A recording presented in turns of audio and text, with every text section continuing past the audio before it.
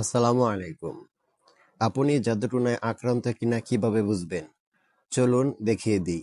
প্রথমে এক গ্লাস পানি নিবেন, তারপর সামনে বসবেন।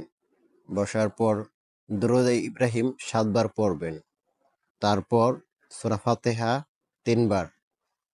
তারপর এই দোয়াটি ৭ বার পরে ৭টি ফু দিবেন পানিতে। দোয়াটি হলো فلما ألقوا قال موسى ما جئتم به السحر إن الله سيبطله إن الله لا يصلح عمل المفسدين। এই দোয়াটি ৭ বার করে ৭টি ফু দিবেন পানিতে। পানিটি যদি তিতা লাগে তাহলে বুঝবেন আপনি জিন দ্বারায় আক্রান্ত। আর যদি পানিটি টক হয় তাহলে বুঝবেন আপনি জাদুটোনায় আক্রান্ত।